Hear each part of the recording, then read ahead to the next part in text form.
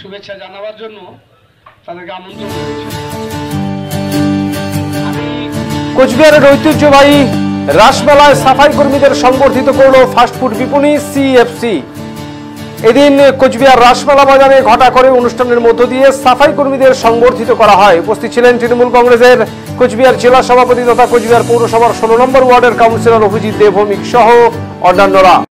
উল্লেখ্য, কোচবিহার পৌরসভার উদ্যোগে প্রতি বছর কোচবিহার রাসমেলার আয়োজন করা হয়। 15 দিন ব্যাপী চলা এই রাসমেলা ময়দানে পরিষ্কার পরিচ্ছন্ন রাখার দায়িত্বে থাকেন কোচবিহার পৌরসভার সাফাই কর্মীরা। মূলত সাফাই কর্মীদের ধন্যবাদ জ্ঞাপন করেই এদিন এই অভিনব উদ্যোগ গ্রহণ করে ফাস্টফুড বিপণী সিএফসি।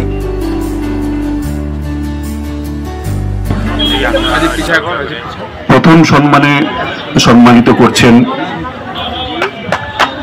সিএফসি পরিবারের গুরুজন, অভিভাবিকা। একজন একজন করে আপনারা সামনের দিকে এগিয়ে আসবেন।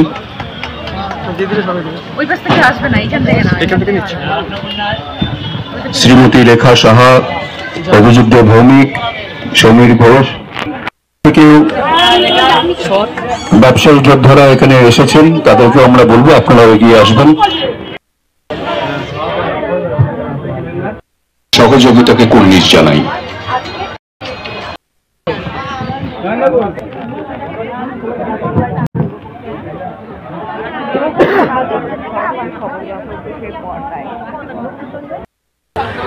আমাদের মধ্যে উপস্থিত হয়েছেন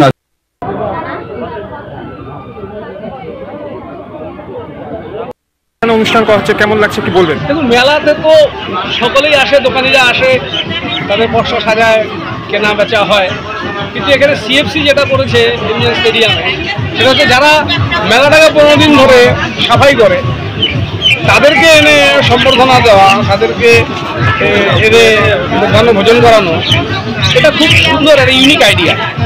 এবং আমি বলবো অন্যান্য দোকানিদেরকেও, যারা মেলাতে এসে লক্ষ লক্ষ টাকা রোজগার করেন, এই মেলায় কয়েকশো কোটি টাকার টার্নওভার হয়, প্রত্যেক দোকানিরা যদি এখান থেকে কিছু অনুপ্রেরণা নিতে পারেন সিএফসি থেকে, তাহলে এই মেলাটা আরও সর্বাঙ্গীন সুন্দর হয়ে উঠবে। তিনি আমাদের সংবিধানের স্থপতি, ভারতের গণতন্ত্রের মেরুদণ্ড। বঞ্চিত, অবহেলিত ও প্রান্তিক মানুষের অধিকার রক্ষায় তার সংগ্রাম ইতিহাসে। তিনি আমাদের সংবিধানের স্থপতি, ভারতের গণতন্ত্রের মেরুদণ্ড।